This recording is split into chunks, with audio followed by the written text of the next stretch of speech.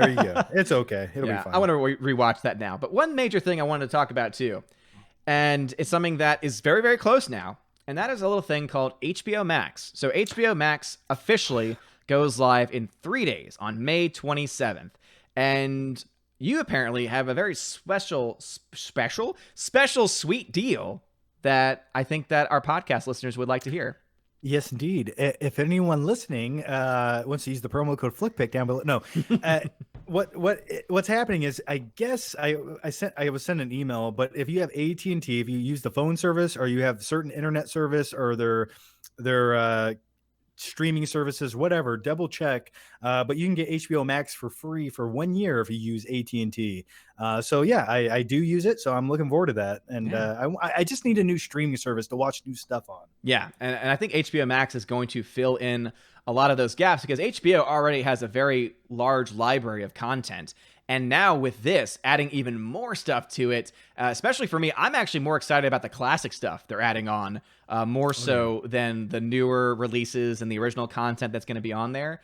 And so I already have HBO now, and so from what I've been told, it's going to transition to HBO Max basically on May 27th. So I can't wait for more stuff to become available. But just as far as deals go, there is also a limited time offer, apparently, where if you pre-order it for about a year, it's only about $12 a month versus the $15 a month. But I believe you do have to pay up front for the year. So you pay more up front, but you end up paying less over time.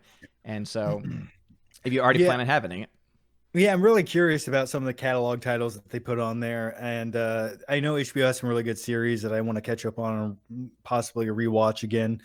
But yeah, I'm looking forward to it. I hope they do start putting out more original content and stuff. And speaking of that, was that a segue for something else? It was, and we'll get to that in a second. But just Okay. these are the titles that they have for blockbuster movies and classic favorites on like the promo page. So there's going to be a lot more. But I'm already sold. They've got films like Casablanca, Lord of the Rings, Spirited Away. So they got the entire Studio Ghibli library, and Studio Ghibli has amazing films. They, of course, got the original Matrix. They've got When Harry Met Sally. So again, a lot of classic stuff there. They got Looney Tunes, Sesame Street. I mean, just a lot of stuff, man. And there's obviously going to be some original content there too. I'm not really that excited about a lot of the original content that they've been talking about, but hey, it's extra content to watch.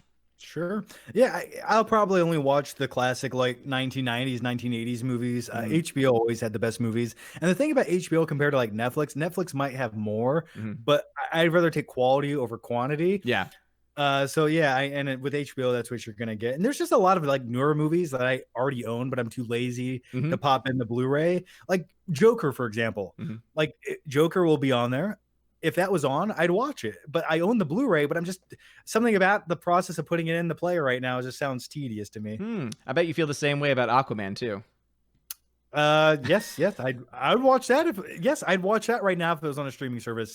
Hey, it'll be on HBO Max, so yeah, Risky Business will be on HBO Max too. I'm looking forward to watching that. Yeah. And I think that what you mentioned before about about Netflix, but the problem with Netflix though is that now that HBO Max is getting in the game, that means that the clock is going to be ticking on a lot of titles that are currently on Netflix, because there's a lot of Disney titles that eventually are going to transition to Disney Plus. And that's the reason why HBO Max, I think, is in a better long-term position, because they own the content that is going onto their service, which means they don't have to cycle it out. It can all live there. I don't know if they're going to do it that way. I don't know if they're going to try and start cycling it to try and, move interest around. I personally think it would be smarter for them just to keep everything, because it'll keep people that like that content there, versus if you take stuff off, you're going to lose some people who are only there for that specific content.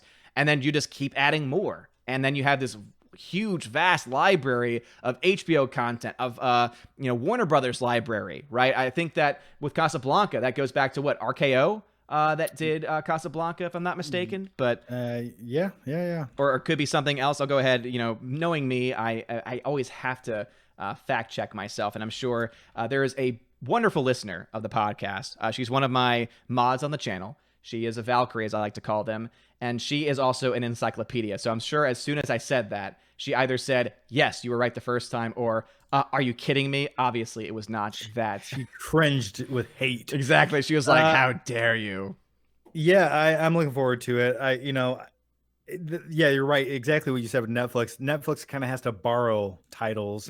And then Warner Brothers, HBO, the same thing is going to have all of them there. But the thing is, like, every studio is going to eventually have its own streaming service. They're like, these are our movies. We're going to keep them over here and over here and over here, and everything's going to be so separated that you'll never conclusively get everything in one place, which is unfortunate because that's what Netflix was doing for so many years before everyone smartened up and made their own streaming service. Yeah, you're right. And just to confirm, it was actually Warner Brothers. So Warner Brothers was a production company. It was called Warner Brothers First National Pictures. And then the distribution was done also by Warner Brothers as well. So old school Warner Brothers there. And as you mentioned, you know what that's going to bring us back to? That is going to bring us back to cable television, because eventually you're going to have one-stop shop streaming services. They're going to say, hey, come here and you get to bundle all of your services together at a discounted rate. And then all you're really doing is paying like $50 for something that you would have been paying earlier in life for a cable company package. And it's basically now digital streaming cable packages. Yeah, it makes me tired. It's just too much. It's like I hate the separation and having to have 15 different apps downloaded to get everything. It's just like, I'm done. I'm done. Yeah. I already have YouTube TV, and I feel like I'm overpaying for that. Yeah, I gave up on my YouTube TV because I was only really watching wrestling, and then I was falling behind on wrestling, and there's easy ways to watch it after the fact. So, for me, I would much rather spend the $15 a month to get HBO Max and kind of delve into that and see. I'm most interested to see, is the actual formatting going to change? Because HBO now, has very clear formatting. Is HBO Max, when that goes live, are things going to be moved around? Are there going to be different categories available? Yes. Okay. Oh, that's right. Because didn't you get a sneak peek at it? Yeah.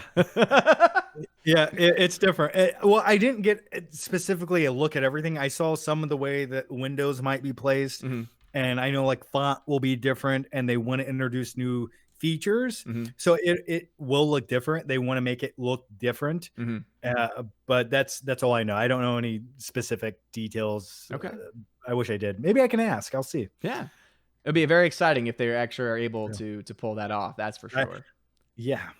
All right, and that brings us with HBO Max being talked about. You knew that it was coming up on the podcast, everybody, because it is the big talk of the town right now.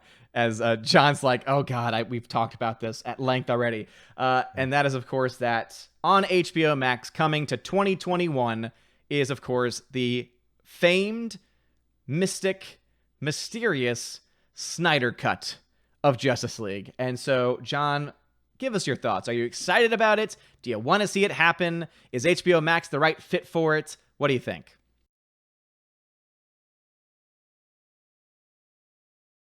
And now a huge shout out to my May Patreon and Subscribe Star members: Albertus Magnus, Animation Commentator Brian P, Dion, Divex, Enrique Evangelista, Father Christopher Miller, hail to you, Father, Frank the Tank and the Shawhan Weeder Dog Clan, Harold Francis, the Hunker Chunker Funker Monkey, Inflame Wood, It's a Trap Productions, Jason Clark, Jeffrey Toon, Kenneth Camiel, Lady T, Laura Story, Mad Mitch Dunaway, Mike Jackson, Mr. Peabody and his evil twin with the beautiful hair, Orange Hat Reviews, Outpost Dyer, Out of Step with Reality, Riff Magos, Rosetta Allen, Steve Glasker, Teresa Martin, Theodore Bendon, Tina Bojan, The DJD Show, and Tina B. Thank you all for being my Patreon members, and a shout out to my Subscribe Star peeps: John B, Perpetual Punster, Robert Revo, Mr. Roy, Glinzer, G2 Cool 99, Darkstar 57, J. Alex McCarthy Jr.,